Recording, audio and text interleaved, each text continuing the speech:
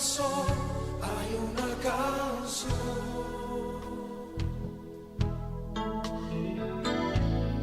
que demuestra mi pasión. Venimos a apoyar, a acompañar y a hacer que eso sea una realidad, especialmente la misión de predicar el Evangelio de Cristo, ser y hacer discípulos con el poder del Espíritu Santo. Impacto estratégico es un movimiento que, como su nombre lo indica, impacta dentro de la iglesia y fuera de ella. Pero para que eso se haga una realidad, estratégicamente capacitamos los líderes de la iglesia, unos pocos, basados en el texto de Hechos 19 del 8 al 10. Pablo predicaba en la sinagoga, algunos no estaban de acuerdo y él apartó a algunos y los capacitó por un periodo de 2 años en la escuela de un tal Tirano. Eso es lo que vamos a hacer nosotros, capacitarnos, impactar a los que no se pueden capacitar dentro de la iglesia y trascender fuera de la iglesia por medio de un evangelismo relacional. Así que no vamos a enseñar Biblia, sino que vamos a vivir con nuestros vecinos. Muchas gracias. Generamos un movimiento para que cada iglesia cumpla y participe activamente en el cumplimiento de la Gran Comisión. Eso es lo que vamos a hacer y vamos a compartir esta semana. Sé que vamos a aprender mucho de ustedes. Muchas gracias y el Señor les bendiga. Fuertes los aplausos. Muchas gracias, hermanos, por estar con nosotros.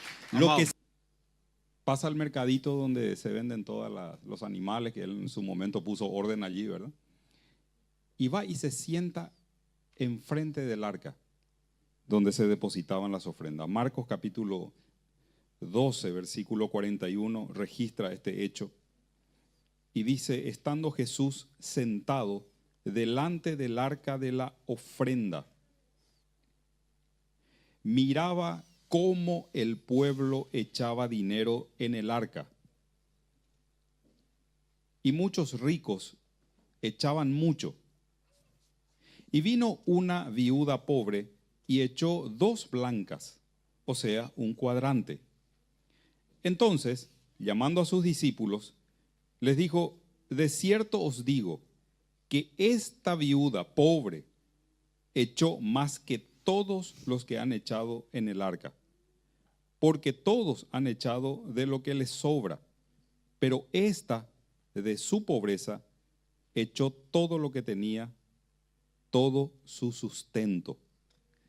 La blanca era la moneda más chiquita en todo el flujo financiero que había en esa época en Palestina.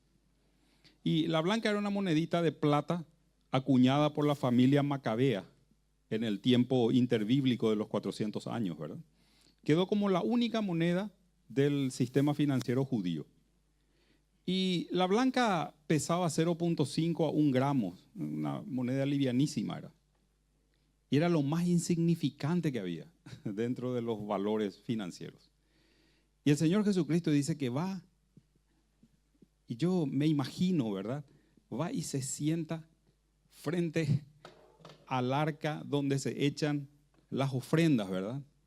Imagínense a él sentado allí y la gente viniendo en su procesión normal, habitual, y cada uno echando lo suyo, cada uno echando. Gente que viene vestida de diferentes colores, de diferentes maneras, unas vestimentas más rústicas, hasta que de repente aparecen los que tienen más, ¿verdad? Y esos que echan, los que tienen más, echan más, hasta que llega una viuda pobre. Y me llama la atención la construcción de la frase: no era una viuda rica, era una viuda pobre, doblemente maldecida a los ojos de cualquier judío, porque a los ojos de un judío de esa época, ser viuda ya era la maldición de Dios. Y en segundo lugar, era una viuda pobre, doblemente maldecida por Dios, ¿verdad? Y entonces esta mujer viene seguramente cohibida, viene como que este no es mi lugar, voy a tratar de salir lo más rápido posible de ese lugar. Pero viene y se encuentra con la sorpresa de que el arca está siendo custodiada, nada más y nada menos que por Jesús de Nazaret. la bolsita que circula normalmente los domingos tiene una custodia. Nosotros nomás no vemos. Muchas veces no lo percibimos. O hay veces que lo olvidamos, ¿verdad? Y esa custodia no es una custodia de ver cuánto, sino que el texto bíblico dice cómo, ¿verdad? Llamativo es. Trataba de ver cómo el pueblo ofrendaba. Y esa es una vista que Dios tiene a través de su Espíritu Santo también hoy en la iglesia y en esta mañana. A Dios no le importa el cuánto, a Dios le importa el cómo. Y entonces el texto bíblico entra en algunos detalles interesantes. Porque si nosotros miramos en estos 1, 2, 3, 4 versículos, si hay una palabra que se repite muchas veces, ¿cuál es esa palabra? Es la palabra echar y se repite 7 veces.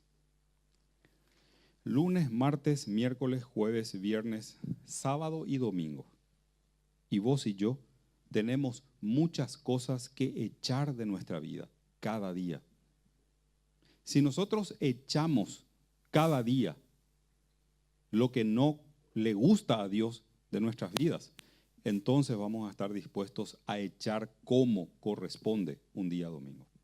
Hermanas y hermanos, en esta mañana tenemos el privilegio de adorar a Dios con nuestras ofrendas. Amén.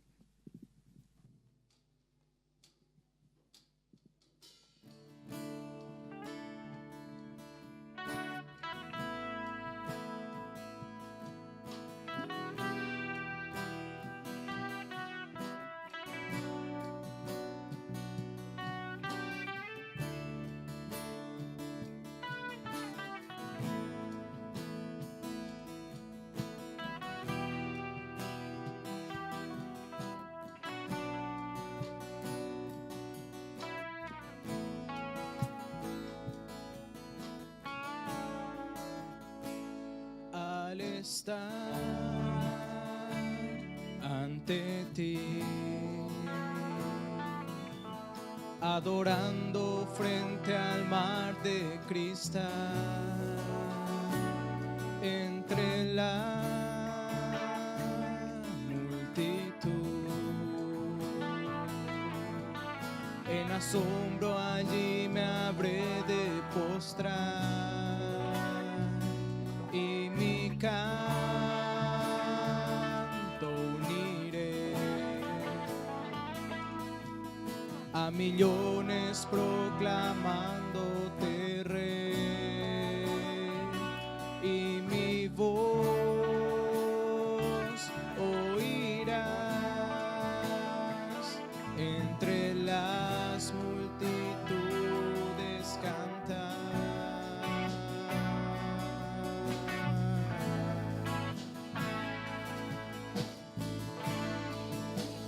Digno es el Cordero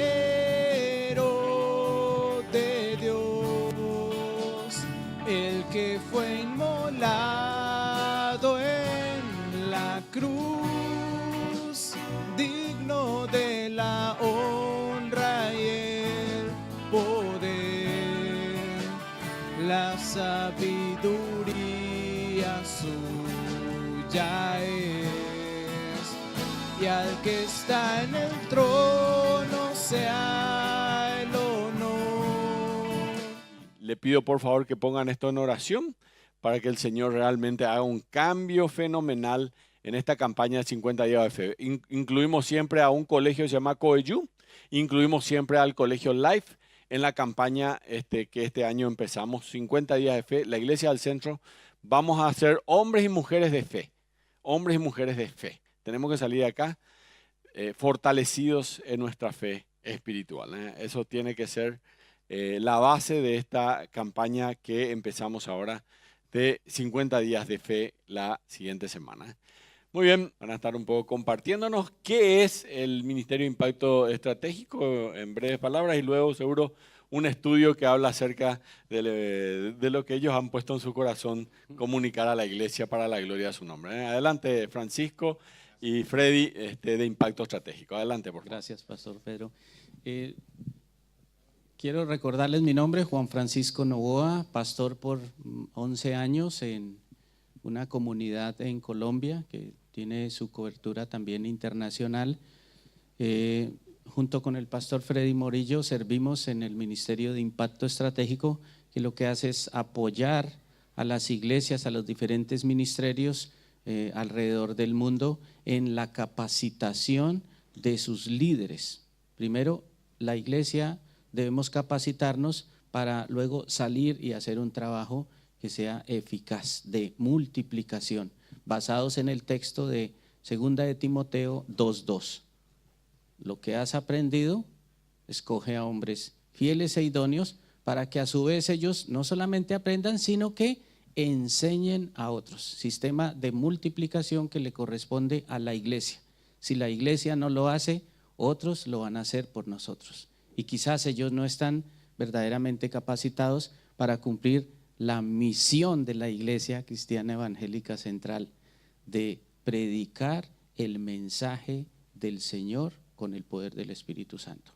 Así que esta semana vamos a tener esa capacitación con los hermanos y hermanas que se quieran disponer para capacitarse y posteriormente venir primero a impactar el resto de la iglesia y posteriormente trascender fuera de ella por medio de un evangelismo relacional y un discipulado que también va a ser relacional y va a permitir tener muchos más amigos, además de los que ya tenemos, otros amigos fuera de la iglesia y discípulos de Cristo. Al final del tiempo no vamos a tener 2 anexos, sino vamos a tener 10 anexos más. Mínimo, pastor, 10 anexos. Bueno, gloria a Dios que así sea. Y hoy quiero dejarles en esta mañana con el pastor Freddy Morillo, que trae un reto para cada uno de nosotros. Así que pidámosle al Señor que eso sea una realidad en nuestras vidas. Dios les bendiga, amados. Muy bien, buenos días, Dios les bendiga. Es una bendición para nosotros, particularmente, el poder estar aquí y compartir con ustedes parte de lo que Dios está haciendo alrededor del mundo. Ya hemos compartido con algunos de ustedes en grupos un poco más cerrados y les compartimos a algunos líderes que damos gracias al Señor porque el año pasado, utilizando esta estrategia que vamos a compartir con ustedes, se alcanzó a establecer 3.8 iglesias por día solo en América Latina. Tenemos socios alrededor de toda América Latina, hombres y mujeres de diversas congregaciones, trasfondos culturales que están haciendo el trabajo de la obra en función de establecer nuevas iglesias. Y fue para nosotros un gran gozo al finalizar el año pasado poder mirar todas nuestras notas de resultados de los diferentes países y mirar que 3.8 iglesias se establecían por día. Esperamos este año superar pues esa meta en el Señor y que ustedes también sean parte de lo que Dios está haciendo en el mundo. Justo ahora estamos haciendo muchos preparativos para poder seguir sirviendo al Señor en diferentes lugares del mundo. Ya gracias a Dios en América Latina tenemos una fuerte presencia de acompañamiento a la iglesia local, al igual que en el África, en 12 naciones, donde se está sirviendo. Y justo ahora esperamos que ustedes sean parte también de todo esto. Hay cosas impresionantes que el Señor está haciendo en nuestras vidas. Por ejemplo, en Cuba hay un pastor que trabaja con las iglesias de las Asambleas de Dios y él ha hecho un trabajo bien interesante en su comunidad, ha multiplicado en varias generaciones de líderes todo el proceso y está muy comprometido. Él es director para un seminario bíblico en su ciudad y ha entrenado a muchísima gente con este tipo de herramientas y ahora él está cosechando las bendiciones del ministerio. Tiene un proceso de líderes de 4 generaciones diferentes que le acompañan y él está muy contento por desarrollar esta tarea. En Haití vamos a comenzar ahora, ya todos nuestros materiales están traducidos a la lengua local. Allí generalmente las personas enseñan en español, inglés o francés, pero las personas hablan un idioma que está compuesto de estos 3 y hay muy poco material en el idioma local. Dios nos permitió tener un equipo de personas que se dedicaran a la traducción de las herramientas y ya están listas para comenzar el entrenamiento en el idioma local. Estuve allá el año pasado trabajando con la comunidad de pastores en la capital y fue una bendición. Tuvimos la representación de las 40 organizaciones que están presentes en Haití para servir al Señor. Hicimos un acuerdo de acompañamiento para unos 2 años con ellos y ahora estamos listos para llevar el material y que ellos puedan utilizarlo en su idioma. Es interesante que en Haití la gente puede tener o tiene un amor impresionante por la iglesia. De hecho, todas las iglesias son pequeñas en estructura física y la gente va muy temprano para conseguir un lugar y sentarse y estar un poco cómodo porque es un sitio muy caliente. No hay asfalto, sino solo en la carretera principal. Hay electricidad solo en la región donde están las embajadas. El resto de la ciudad, y hablando de la capital solamente, no tiene electricidad alguna, ni sistema sanitario de aguas o cloacas, nada de eso. Así que la gente va temprano para conseguir un asiento en un lugar que sea fresco y no pueda tener tanto calor en la vida de la iglesia, ¿no? Pero la mayoría de ellos no puede comprender aspectos doctrinales simples como ustedes, ser salvos por la gracia de Dios, temas como la fe que están tratando, o Jesucristo como el Hijo de Dios, que son cosas tan básicas para nosotros y que a veces hasta nos fastidia hablar tanto, ¿verdad?, acerca de eso. Pero para ellos es interesante que son temas desconocidos totalmente. ¿Cómo la gente va a una iglesia de esa manera? Porque si la iglesia tiene alimentos, la comunidad tiene alimentos. Si la iglesia tiene ropa, la comunidad tiene ropa. Si la iglesia tiene medicinas, la comunidad tiene medicinas. La iglesia se ha convertido en un lugar de refugio para las personas en cada comunidad. Así que la gente va por el amor que recibe de las personas, aunque muchas veces no puedan entender el mensaje. Como les dije, la mayoría tienen Biblias en francés, inglés o español, pero solo un pequeño tercio de la población maneja alguno de estos idiomas. El resto no tiene idea de lo que dice el libro que lleva cada semana a su salón de clases. No tiene idea, solamente escuchan y ya. Dios está haciendo cosas extraordinarias de esta manera alrededor del mundo. Necesitamos gente que cada día dé un paso al frente para seguir haciendo la tarea del Señor. Son gente con un gran corazón, pero necesitan mucha capacitación. Así que estamos ahí para poder servirle a ellos y esperamos que ustedes también lo puedan hacer en un momento dado. En esta mañana quiero que usted pueda, por favor, ubicarse de su Biblia en el Evangelio según San Mateo, capítulo 16, versículo número 18. Y quiero compartir con ustedes en esta mañana acerca de la naturaleza de la iglesia. ¿Para qué existimos? Y es importante que podamos mirarlo. Por favor, ¿podría usted ubicarse en el Evangelio según San Mateo, capítulo 16, verso número 18? Cuando esté ahí ya ubicado, puede decir amén para entender que usted ya lo tiene. Muy bien. Voy a leerlo para ustedes en esta mañana. Escuche cómo dice. Yo también te digo que tú eres Pedro, y sobre esta roca edificaré mi iglesia, y las puertas del infierno no prevalecerán contra ella. Interesante, vamos a leerlo una vez más. Dice, yo también te digo que tú eres Pedro, y sobre esta roca edificaré mi iglesia, y las puertas del infierno no prevalecerán contra ella. Amén. La primera parte de este versículo ha sido ampliamente predicado. Usted puede conseguir muchísima información acerca de la primera sección de este versículo. El Señor edificando su iglesia. Él es el dueño de todo. Eso lo entendemos con claridad, sobre todo en la iglesia en América Latina, que tenemos tanta educación acerca de la Biblia. Y agradecemos a Dios por eso, porque nos ha dado el privilegio de tener muchos hombres y mujeres que nos ayudan en la enseñanza de la Escritura y nos dan dirección en ella. Con claridad nosotros sabemos que Jesucristo es el dueño de la iglesia. Vivimos alrededor de lo que Él es. Pero la segunda parte del versículo no es tan predicada y es tan importante como la anterior, porque la segunda parte de este versículo describe la naturaleza propia de la iglesia, la razón para la que nosotros existimos. Cabe destacar que en este versículo es la primera oportunidad que Jesucristo comienza a hablar de la iglesia. Antes de esto Jesús no había mencionado nada. Nadie sabía nada acerca de una iglesia. Es la primera vez que Cristo en su estadía en el mundo comienza a compartir con la gente sobre la idea de establecer una iglesia. Era una idea nueva para ellos.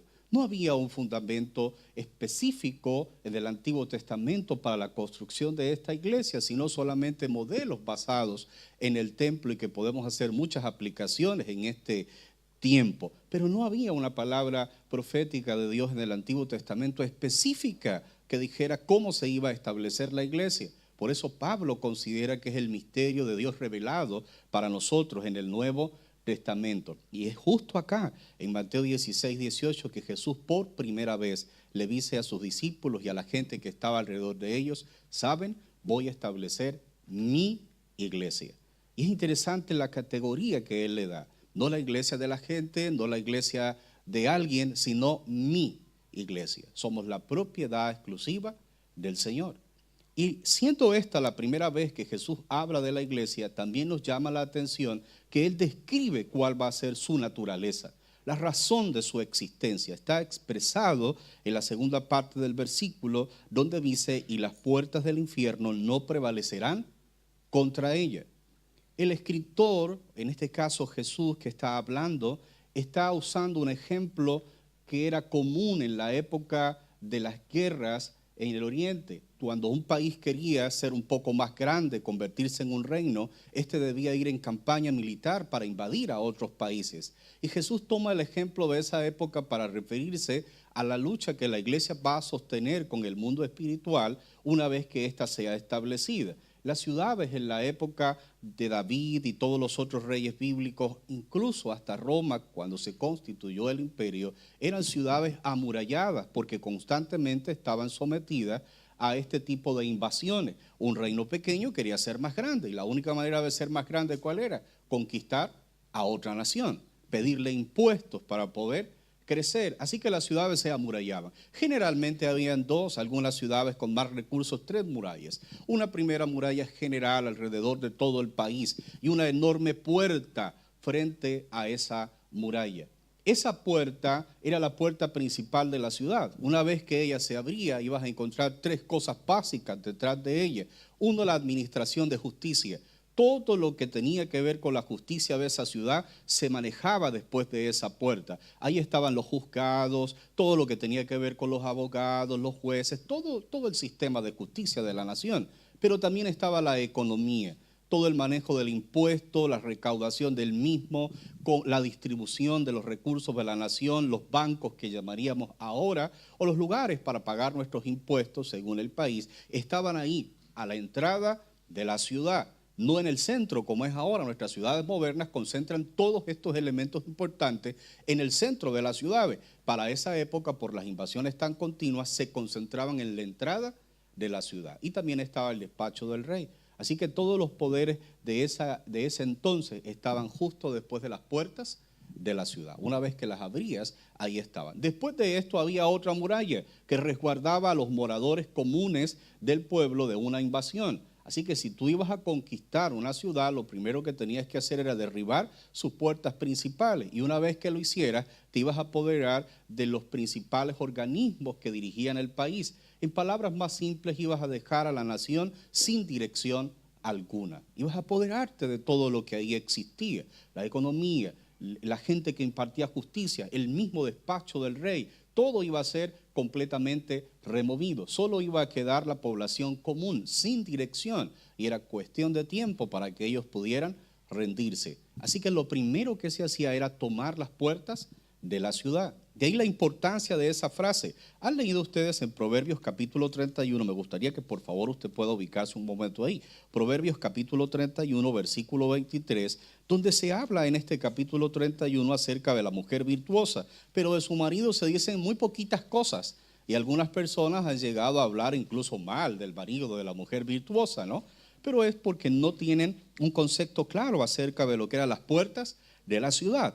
En Proverbios capítulo 31, versículo 23, vamos a encontrar la descripción del marido de la señora virtuosa que describe este capítulo. Y quiero leerlo para ustedes. Proverbios 31, verso 23 dice, su marido es conocido en las puertas de la ciudad cuando se sienta con los ancianos de la tierra. Esto es lo poco que se dice de él y una que otra alusión acerca de la confianza que él tenía sobre su esposa. Entendemos que el capítulo 31 está dedicado a la mujer, una mujer muy especial como modelo de vida para otras damas en toda la historia de la Biblia. Pero de su marido solo se dice eso. Así que algunas personas piensan que era una persona, que su marido era una persona que no tenía muchas ocupaciones y se sentaba ahí tranquilo para pasar el rato. Pero no es así, porque la palabra que se está usando para anciano es la palabra hebrea que se usa para gobernante. Así que esta persona que estaba sentada a las puertas de la ciudad no era un mendigo o una persona que estaba ahí para consumir licor, como algunos otros piensan,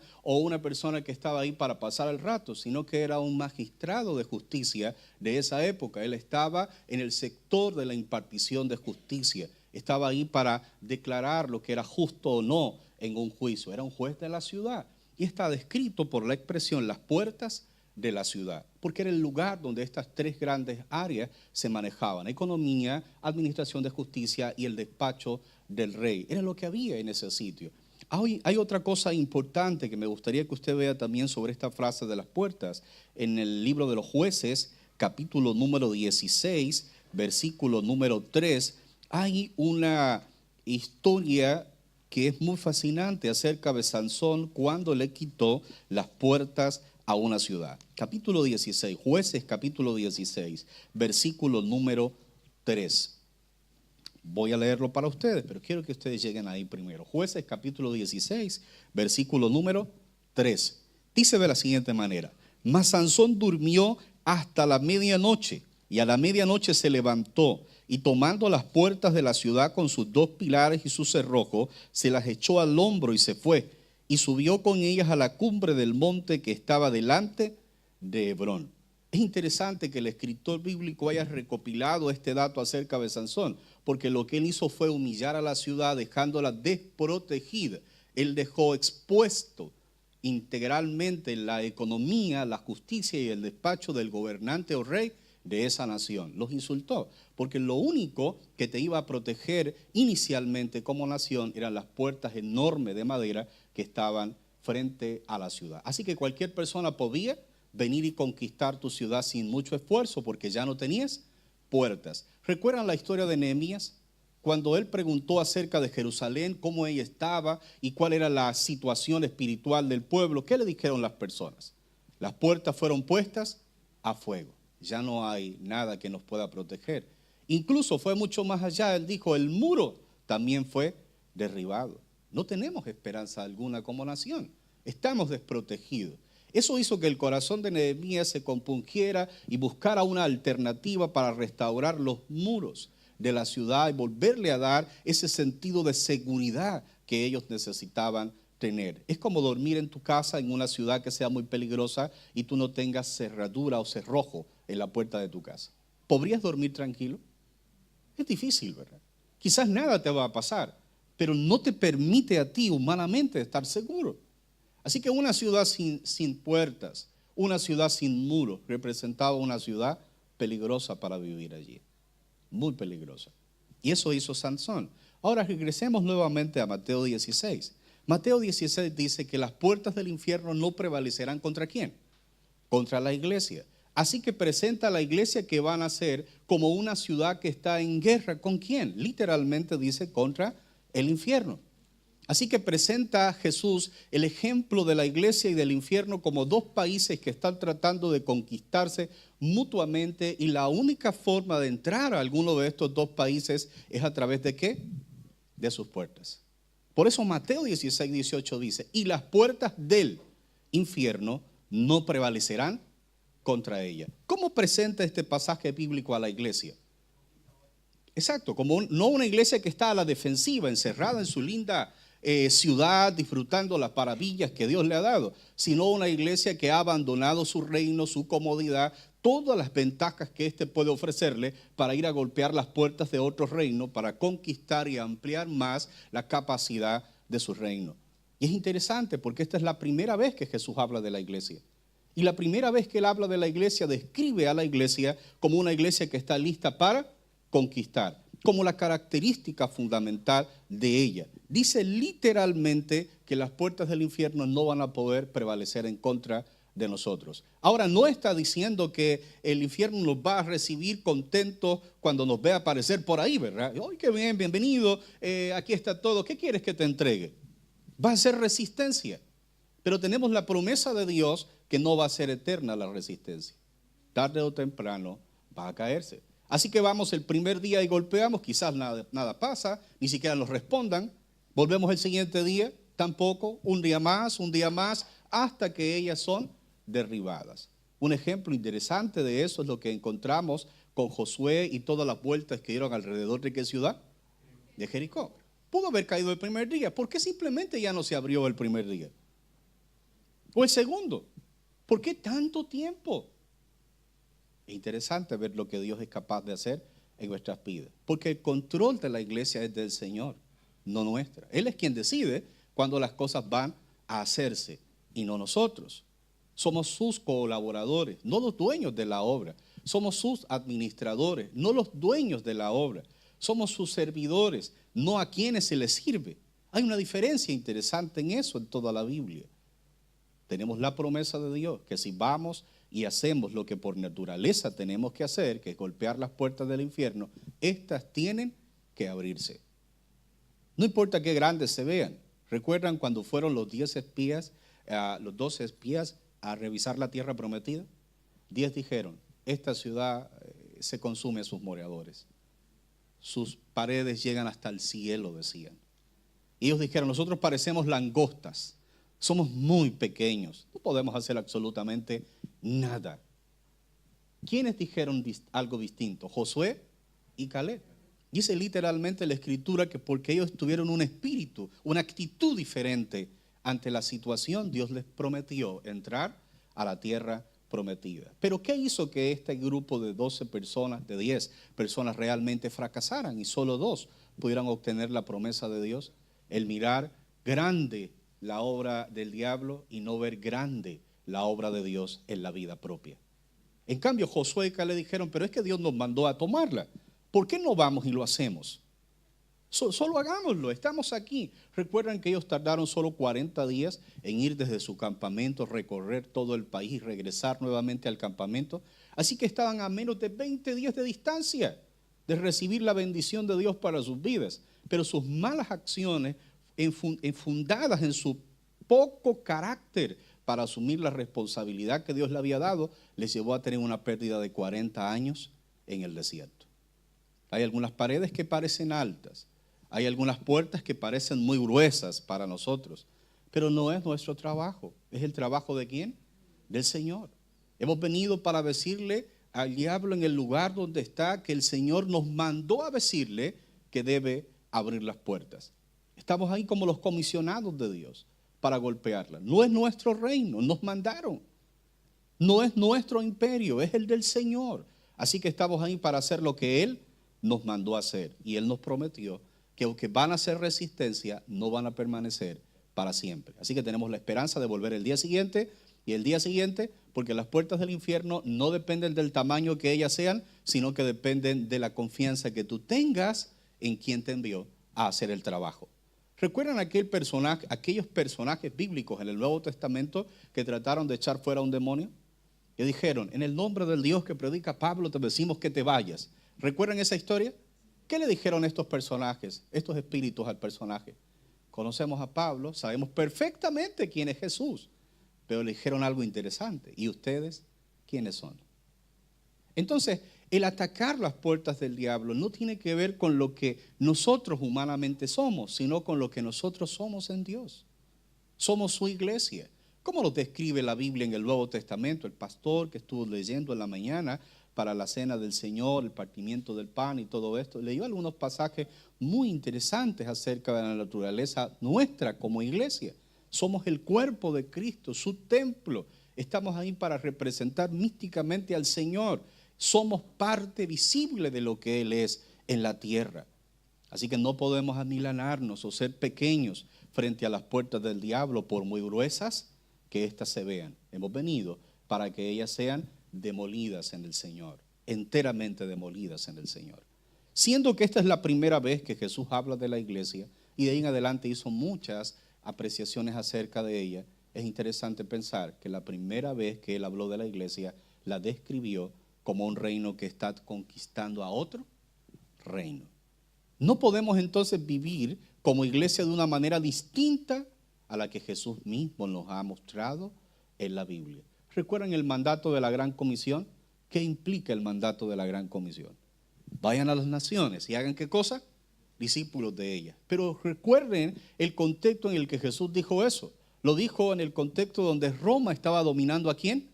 al mundo, donde Roma enviaba emisarios a una nación, la conquistaba, la doblegaba y establecía su gobernador, un reino dentro de otro. Y Jesús les dijo, eso que ellos hacen políticamente es lo que nosotros vamos a hacer, ¿dónde? En el mundo espiritual. Vayan a las naciones, levanten discípulos de cada una de ellas. Construyamos el reino que Dios nos llamó a construir. Es algo interesante en la Biblia poder pensar en esto.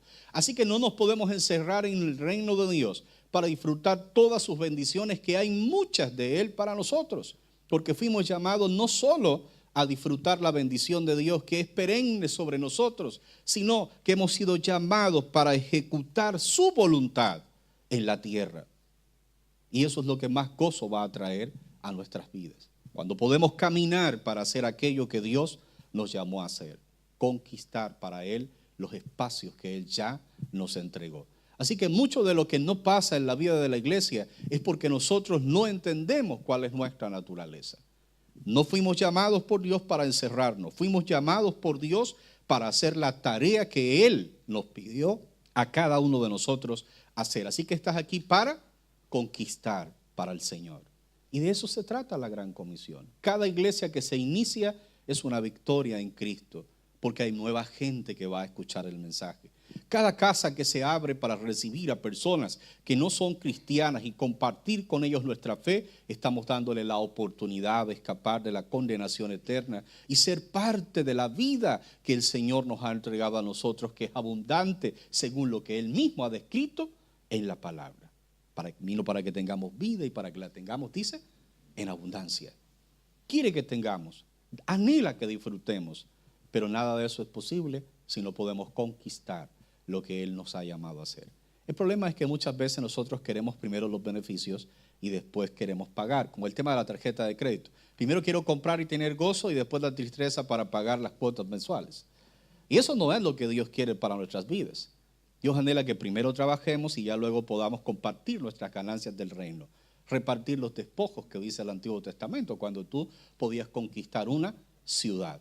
Hay riquezas en Dios para todos nosotros, pero hay que trabajar en su obra.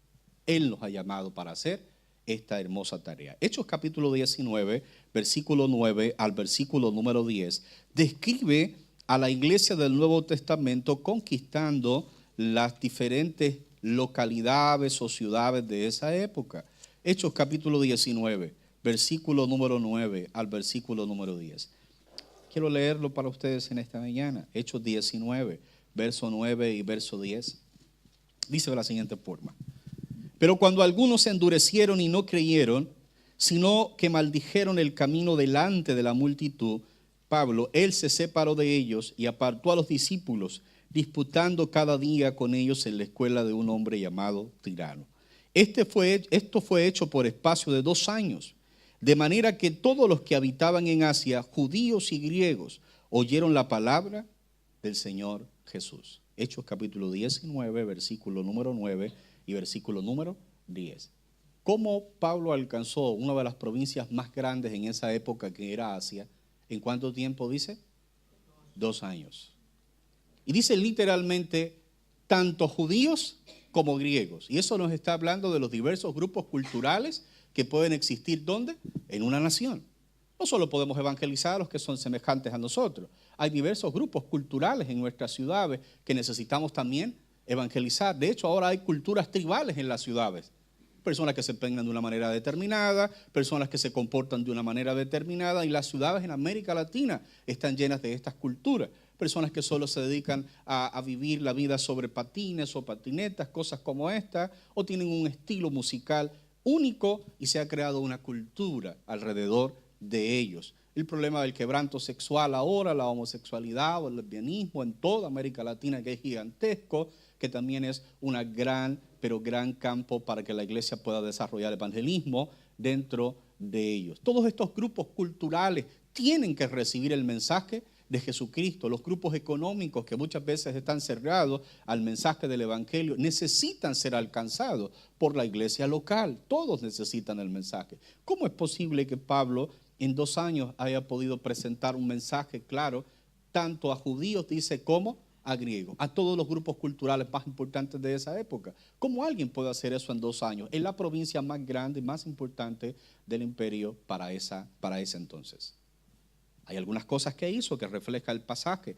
Separar a algunas personas, entrenar a esas personas y enviarlos a hacer el trabajo. Después ustedes encuentran a Pablo escribiéndole a personas como por ejemplo a la gente en Roma diciendo: me gustaría saludarlos, que ustedes puedan ver mi rostro y todo lo demás, porque había lugares a los que él no tuvo que ir para absolutamente nada, porque ya habían algunas personas que él había discipulado que habían hecho el trabajo del evangelio.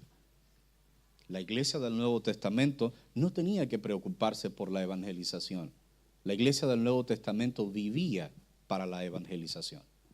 Eso no era una preocupación.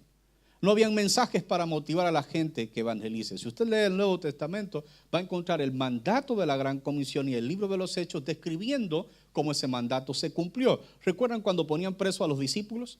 A Pedro específicamente lo mandaron a la cárcel con un grupo de hermanos, un ángel lo sacó y fueron a seguir trabajando. A la plaza del pueblo a continuar predicando. Los volvieron a poner preso y les dijeron: pero no les mencionamos que ya no hablen más en nombre de este Dios. ¿Y qué dijeron ellos? Ustedes tienen que juzgar esto. ¿Debemos obedecer nosotros a los hombres antes que a Dios? Y siguieron predicando. La gente no tenía necesidad de que los motivaran para predicar. ¿Cuál fue el problema de la iglesia del Nuevo Testamento? Una estructura. Tenían tanta gente que se convertía, pero no una forma para administrar los convertidos, que ellos tuvieron que buscar una alternativa para poder atender a las personas. ¿Recuerdan cuál fue el primer problema que tuvieron? El del servicio social, los diáconos y todo aquello, ¿no?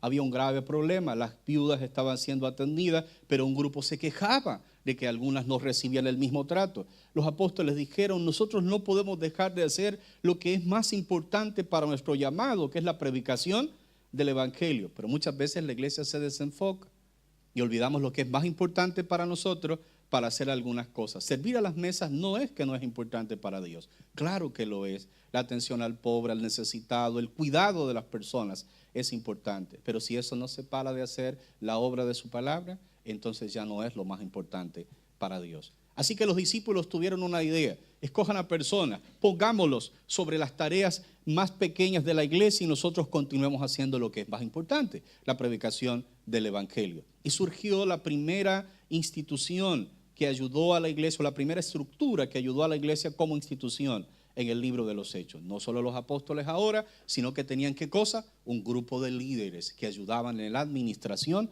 de la iglesia, sobre todo en el área social. Pero luego estos líderes se convirtieron en buenos predicadores, y ves a Esteban y a otros de estos diáconos importantes haciendo la obra del ministerio más allá del servicio social. Así que la iglesia no tenía problema con eso de evangelizar. Su problema era cómo cuidar los resultados. Venía mucha gente y ahora había problemas con toda esa gente. ¿Recuerdan cuando tuvieron este otro conflicto con las iglesias gentiles que se convirtieron? ¿Qué pasaba con ellos? Los judíos decían: deben guardar esto, deben hacer lo otro. ¿Y qué tuvo que hacer la iglesia? Una gran reunión para definir qué había que hacer con ellos. Así que se fue creando paso a paso la estructura que sustentaría los resultados que la iglesia estaba obteniendo día a día. Pero hoy día nosotros tenemos una enorme estructura. ¿Y cuál es nuestro problema? La misión. Tenemos tantas estructuras buenas, pero la gente a veces hace tan poco para que otros puedan venir a los pies del Señor. Tenemos recursos como nunca antes en la historia. Dinero. La iglesia maneja efectivo. La iglesia conduce líderes. Tenemos personal. Tenemos locales. Tenemos medios de comunicación, tecnología. ¿Te imaginas qué hubiese hecho Pablo en un mundo como el nuestro? Si en el mundo en el que vivió había que pasar meses en un barco para ir de una región a otra, ¿te imaginas lo que haría yendo solo en horas de un lugar a otro, de un continente a otro? Sería impresionante, porque su principal función era la misión de Dios. Pero muchas veces para nosotros eso no es lo principal. Hay otras cosas que nos interesan más, como disfrutar, por ejemplo, los beneficios del reino. Y no está mal, somos ciudadanos del Señor. Tenemos que recibir sus beneficios, pero el disfrutarlo no lo es todo. Compartir lo que Dios ha hecho con otros es lo más importante para Él. Describe la Biblia que hay gozo cuando una persona se arrepiente. Es interesante. no cuando tú eres promovido, no cuando aprendes una nueva verdad, que es interesante para nuestras vidas, que es importante para nosotros. Pero ya estás en Cristo. Recuerda lo que dijo Jesús: los sanos no tienen necesidad de un médico. No es que no somos importantes, es que ya estamos seguros en Él. Pero hay cientos de personas justo en este momento que no tienen seguridad en el Señor. Y que si mueren sin Él, ya nosotros entendemos, porque estamos seguros, que su destino va a ser cruel, no como el nuestro, que estamos en el Señor. Entonces necesitamos actuar como la iglesia que somos. Ocuparnos no tanto de la estructura actual, sino de que la gente conozca la misión del Señor. Cada persona, cada uno de nosotros es un candidato fundamental para desarrollar la obra de Jesucristo. Cada uno de nosotros. Cada uno de nosotros tenemos la oportunidad para compartir con las personas que están a nuestro alrededor. Sea la economía, sean amigos de la universidad, sean amigos de trabajo, si eres un empleado, sean tu personal, si eres el dueño o el gerente de algún área. Hay muchas oportunidades para compartir nuestra fe sin tener que ser un predicador, como en esta mañana estamos haciendo. Nuestras vivencias propias, nuestro carácter, nuestro testimonio ayuda muchísimo a que la gente quiera vivir como nosotros. Hace algún tiempo fue supervisor antes de dedicarme al campo de las misiones. Aún soy pastor principal de una sociedad de iglesias en mi ciudad que se llama Luz y Verdad. Y gracias doy a Dios por darme la oportunidad de servir con ellos como pastor principal. Y me da tiempo para hacer el tema de las misiones ahora. Y estamos muy contentos por eso. Pero antes de dedicarme al tema de las misiones, supervisaba un grupo de iglesias en el norte de la ciudad donde soy pastor. Uno de los pastores que tenía mi responsabilidad de atenderlo se acercó para decirme: Freddy, ¿podrías hablar por favor con fulano de tal, un amigo? Él es un buen hombre, me dice, es un amigo de la iglesia, siempre nos ayuda. Su esposa se ha convertido al evangelio, ella quiere bautizarse, pero anhela antes casarse con él. Yo sé que él también quiere casarse con ella, pero tiene algunos peros. Yo no tengo suficiente confianza para hablar con él. Tú le conoces, ¿podrías compartir con él algo? Yo le digo, está bien, a nosotros nos gusta tomar mucho café, así que fuimos a tomar café con él una tarde. Conversamos mucho acerca de la fe, éramos buenos amigos en el Señor, aunque él no era convertido, pero tenía un amplio concepto acerca de Cristo.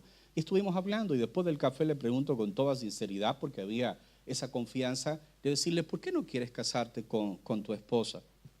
Porque ya habían vivido toda una vida, eran personas adultas, y la iglesia les pedía casarse para bautizarles. Y él me dijo: mira, yo sé que su esposa se llama María. María es una mujer importante en la vida de la iglesia, ha servido, la gente la ama y todo eso. Y yo sé que el Señor la usa en la iglesia. Era un hombre que estaba muy cerca de la fe, muy cerca de la fe. Pero luego me dijo en voz baja, antes de que ella viniera a traer las galletas: el problema es que en la iglesia la usa el Señor, pero en la casa la usa el diablo, me dijo. En voz muy baja. Entonces yo no creo que ella deba engañar a la gente. Fueron sus palabras. No fue nada fácil, ¿verdad?, escuchar algo como eso. Porque era ese tipo de persona, María, en la iglesia con la que tú siempre quisieras estar. Esa gente que es amable, bondadosa, que no tiene problema en servirte algo, que es muy relacional. Es como ese tipo de gente que uno quisiera ser como ellos, ¿verdad? Y luego vas a su casa y su esposo dice: sí, allá está bien así. Yo sé que es una bendición para ustedes, pero para nosotros no lo es. Así que mi problema no está en hacer o no algo, dice. Mi problema es que ella los está engañando. ¿Te imaginas escuchar algo como eso? Bueno, uno como pastor escucha muchas cosas extrañas en la vida, ¿verdad? Extrañísimas. Y eso pasó. Así que le dijimos: no te preocupes, ya no hay ningún problema, esperemos que Dios pueda hacer algo en su vida, y el asunto se quedó hasta ahí. Pero qué interesante es cuando nosotros vivimos la fe más allá del espacio en el que nosotros estamos. Tenemos la capacidad, el poder de Dios para que las personas sean transformadas enteramente. ¿Por qué algunas de las personas que están a nuestro alrededor no quieren venir a la iglesia? Por personas como nosotros que ya venimos a la iglesia. ¿Te ha tocado visitar la casa de alguien e invitarlo a recibir la fe en Jesucristo? Y luego te dicen: sí, amo a Dios, yo no tengo problema en hacerlo y todo lo demás. y luego le preguntas, ¿quieres venir a una de nuestras reuniones? Queremos enseñarte, nos gustaría que conozcas más qué es lo que dice la Biblia. Y le preguntan, ¿y dónde está la iglesia? Y le das la dirección, y dice, no, a esa no. Ahí va mi primo y puede ser cualquier cosa menos evangélico. Y le das otra dirección. No, ahí va mi primo también. Y ese estaba en la primera y ahora ya está ahí porque no puede, todos lo conocen. Ahí tampoco yo voy a ir. La gente no tiene problemas con Dios. La gente tiene problemas con gente como nosotros que vivimos en la iglesia. ¿Sabe cuánta gente como nosotros se convierte muchas veces en un obstáculo para que otros puedan venir a la fe en Cristo? Por eso el evangelismo relacional es lo mejor que puede pasar, porque es la exposición de tu propia vida ante otras personas. Es decirle a otros, si Dios lo pudo hacer conmigo, ¿por qué no lo puede hacer contigo? Pero tenemos buenos textos para excusarnos, diciendo, bueno, tienes que poner la vista en el Señor, recuerda que no somos perfectos, podemos equivocarnos, y eso es una verdad, ¿cierto? Pero pon la vista en el Señor. Y la gente se pregunta, pero bueno, si Dios no lo ha podido cambiar a él en 20 años, ¿cómo creo yo que Él me va a cambiar a mí? ¿No le parece eso lógico? Mucha gente está viendo lo que nosotros somos enteramente. Y eso es lo que nosotros necesitamos desarrollar. Esas son las cosas que vamos a compartir. Cómo nuestro carácter influye en el desarrollo del Evangelio. Cómo nuestro carácter influye en nuestras propias familias enteramente. Yo fui el primero de mi familia en ser cristiano. Ahora 3 de mis 5 hermanos son pastores y trabajan en nuestros ministerios. No se trata solo del mensaje, sino de lo que nosotros somos como personas. Lo que Cristo ha hecho en mí y lo que ha hecho en ustedes, lo puede hacer en muchísima otra gente alrededor del mundo. No lo que decimos, lo que Él ha hecho en nuestras vidas. De ahí viene la palabra testimonio. Soy claramente un testigo de lo que Dios es capaz de hacer en nuestro corazón. Y seguramente usted también lo es de esa manera.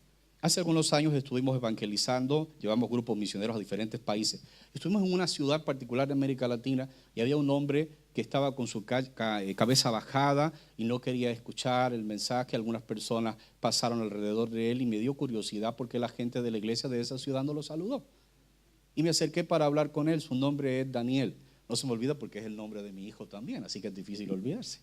Y Daniel estaba ahí conversando y me acerqué para conversar con él y le dije, hola, ¿cómo está? Y él me dijo su nombre y le pregunté, ¿por qué no te acercas a la gente? Y él me dijo lo que ya yo había visto. ¿No te has dado cuenta que ninguno de ellos quiso saludarme? Y fue un poco difícil para mí, porque yo estaba de invitado, estábamos evangelizando las casas con un grupo misionero. Y él me dijo, ellos no me saludan. Yo le pregunté, ¿por qué? Y él le dijo, y me contó cuál era su trabajo. Era una de estas personas que contrataban a sueldo para asesinar a otros. Y todos ellos saben que yo hago eso. Así que no quieren hablar conmigo. Y él me dijo, yo creo que Dios no puede perdonarme. Y comenzamos a hablar de la fe en Jesús para él. Y mostrarle las verdades bíblicas para su vida. Y él me dijo una cosa interesante. ¿Sabe? Hace algunos años yo pensaba que Dios no existía. Y me señaló la casa de una mujer cercana que iba a otra iglesia, no con la que nosotros estábamos ayudando a hacer evangelismo. Y me dijo, esa señora, cuando yo me enfermé, me dijo que no podía ir a trabajar, o sea, que no podía ir a matar gente. Ella me dio de comer. Me visitó, trajo medicinas para mí y me dijo que había alguien que me amaba sobre todas las cosas. Yo eso no lo entendí, me dijo, pero me pareció atractivo. Y volvió después y no le daba miedo. Y yo le dije qué cosas yo hacía. Y ella dijo, no hay problema, Dios puede cambiarte. Y siguió viniendo y me dio más comida hasta que ya me recuperé y puedo volver a trabajar. Ya sabían lo que hacía, ¿verdad? Bueno, es triste, pero es la realidad de algunos países en el mundo. Y ella me ayudó a entender que sí existía Dios. Ahora el problema es a qué iglesia voy. ¿Ves que no me saludan? No es nada fácil, ¿verdad? Así que hablamos con él, presentamos el mensaje. Después de algún rato él decidió aceptar a Jesucristo. Lo abrazamos y comenzó a llorar. Y él dijo, puedo comprender ahora que Dios existe. Fue una experiencia bien extraordinaria ver todo eso. Y después que pasó toda esa situación me dijo, ¿sabes? Yo nunca miro al rostro a alguien a menos que no sea para asesinarlo. Y justo me estaba mirando. ¿Verdad? Y dije, bueno, Señor, espero que me vaya bien en el viaje, ¿verdad? Y estoy contento de que hayas ayudado a entender el mensaje. Para mí, yo creo que puedo ser una nueva persona también. Y fue tremendo mirar ese tipo de cosas en la vida de alguien. Eso es lo que Dios es capaz de hacer solo con el testimonio que tú estás dando. Recibir a alguien, el darle algo a alguien es tan importante como un enorme mensaje acerca de la salvación. Eso es muy importante. Permítame un testimonio más antes de terminar. En una ciudad en mi país hay un hombre que ya falleció. Él era de la Marina Mercante. Él se declaró ateo. Tenía mucho dinero, había viajado por todos los puertos del mundo, porque era parte de la Marina Mercante, estaba retirado, fumaba unas 3 cajas o cajetillas de cigarro por día, muchísimo, desarrolló cáncer de pulmón por esa situación, y una persona que detestaba el tema de Dios enteramente. Tenía muchos recursos. Por alguna razón nos hicimos amigos. El pastor y la persona que era ateo, público. Así que le gustaba invitarme a tomar café o té. Y como a mí me gustaba el café, no había problema. Y más que era gratis, ¿verdad? Así que iba a tomar café con él. Y comíamos galletas. Y él me hablaba de los museos y yo compartía con él. Tuve la oportunidad de comenzar a estudiar la Biblia muy joven. A los 15 años y medio comencé mi primer seminario bíblico. A los 19 tenía un primer título en Biblia. Fue una experiencia muy linda para mí, ¿no? Decidí dedicarme solamente al tema de ministerio. Y así Dios nos ha permitido trabajar en muchas cosas de la educación bíblica. Así que conversamos mucho sobre los museos, la piedra que está en no sé qué lugar del mundo que parece un ovni, de dónde vino, esas cosas, ¿verdad?, que son importantes para ellos. Y poco a poco, después de algunos meses, él comenzó a hacer preguntas acerca de la fe.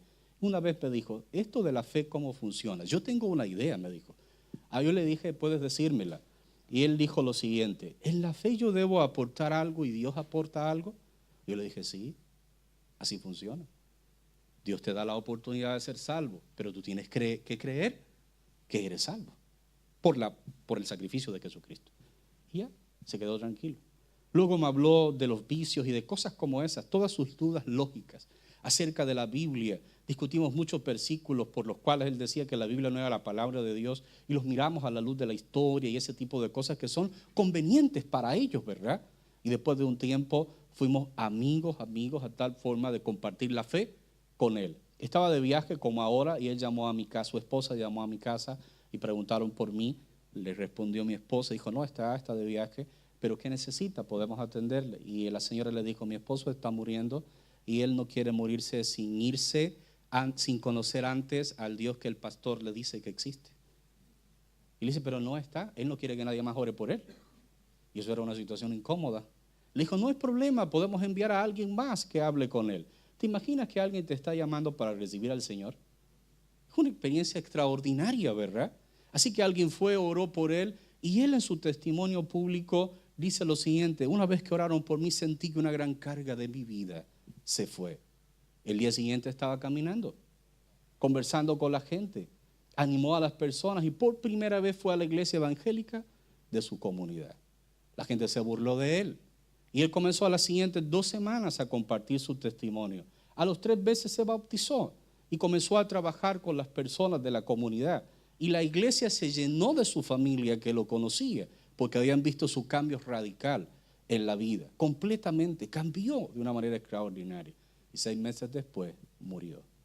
Su familia sigue estando en esa iglesia hasta el día de hoy. Hay cosas que son extraordinarias. El poder de tu testimonio pesa más que muchísimas palabras que nosotros podamos decir. Podemos memorizar todos los versos que hablan acerca de la salvación, pero si nuestra vida no es un reflejo de lo que Cristo ha hecho en nosotros, difícilmente alguien los va a creer.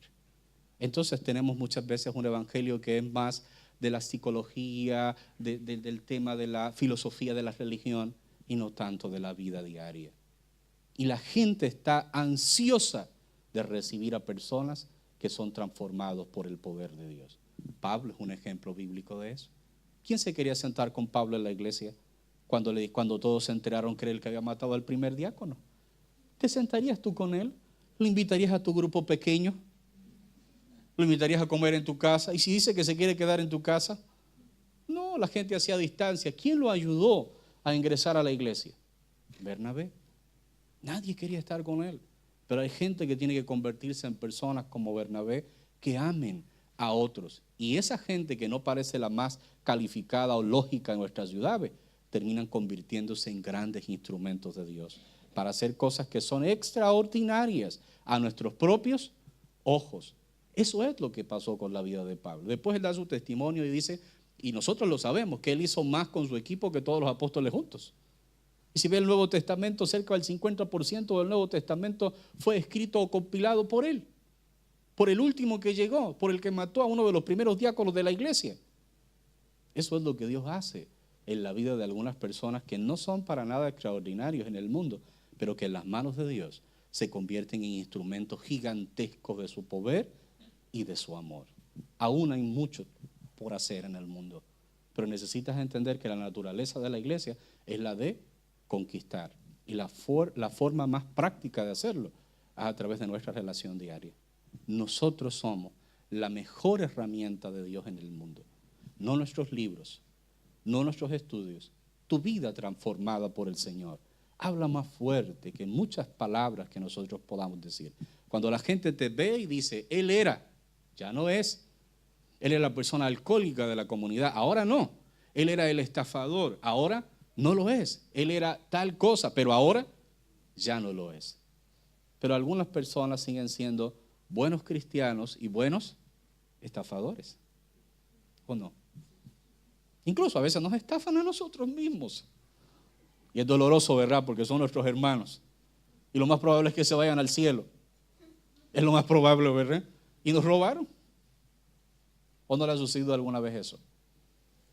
Es terrible. La vida es la mejor herramienta para la evangelización del mundo. Así que tú eres el mejor ejemplo de Dios para que alguien sea diferente, para que alguien pueda escucharte. Necesitas hacer eso día a día. Hay muchos testimonios que me gustaría compartir con ustedes, pero ya la hora no nos los permite. Me gustaría que usted recuerde solo esto. La primera vez que Jesús habló de la iglesia, manifestó su naturaleza. Existimos para que el mundo conozca quién es el Señor. Así que debe verlo a través de tu vida y debe verlo a través de mi propia vida. Dios me lo bendiga en esta mañana. Me gustaría que podamos orar. Vamos a orar por aquellas personas con las que estamos compartiendo nuestro testimonio, para que Dios pueda transformar su corazón en función de lo que han visto en nuestras vidas. Sabemos por lo que han dicho, por lo que los pastores han compartido y los líderes, que tienen un trabajo de evangelización importante en la iglesia y que hay gente que está escuchando el mensaje. Vamos a orar por ellos, para que Dios use nuestras vidas tan limitadas para manifestarles a ellos su amor. Oremos por favor en esta mañana. Señor, te damos gracias el día de hoy, porque nos permites reunirnos como familia para compartir el pan, la palabra, como dice la Escritura, la comunión. Hoy estamos contentos de recibir de ti dirección y de haber participado fielmente, Señor, en tu mandamiento del partimiento del pan y de escuchar la Escritura. Pero también nos hemos dado cuenta, Señor, el día de hoy, que como iglesia nuestra naturaleza es la de conquistar los reinos de la tierra que están sometidos por el diablo para que vengan a ti, para que reconozcan que tú eres su Señor y que no hay nadie fuera de ti, Señor. Y para que sus vidas sean libres del poder del mundo, del diablo y del infierno, de la eternidad malvada que ellos puedan tener. Señor, oramos por aquellas personas con las que estamos compartiendo la fe justo en estos días, para que tu Espíritu pueda, como dice la Biblia, traer un convencimiento a sus corazones y para que pueda tu Espíritu usar nuestras vidas, nuestro carácter, como un ejemplo para que otros se acerquen, Señor, a escuchar la fe a través de lo que tú has hecho en nuestras vidas. Padre, que nos convirtamos como lo que debemos ser, el instrumento tuyo en esta tierra para demostrar tu amor a las personas que están a nuestro alrededor. Señor, permite que seamos fieles testigos tuyos. Señor, no permitas que nuestra mala conducta sea una piedra de tropiezo para aquellos que están viniendo a conocerte. Señor, mira nuestra forma de hacer negocios, nuestra forma de gerenciar o nuestra manera de dirigir o de ser obreros en algún trabajo en particular. Que nosotros podamos, Señor, ser testigos claros en lo que hacemos, que tu nombre sea glorificado día a día en lo que nosotros hacemos. Que podamos vivir según ese pasaje de la Escritura que nos enseña que todo lo que hagamos lo hagamos como para el Señor, para que la gente pueda ver en nosotros un carácter enteramente distinto y ellos puedan tener no solo la curiosidad, sino el deseo de vivir lo que nosotros estamos viviendo ahora en ti. Señor, oro por la vida de la iglesia presente para que tú los bendigas, para que ellos puedan, Señor, comprender día a día que son tu instrumento en esta ciudad, en este país, para hacer lo que tú los has llamado a hacer. Oramos en este día en el nombre de Jesús. Amén. aquel que me amó.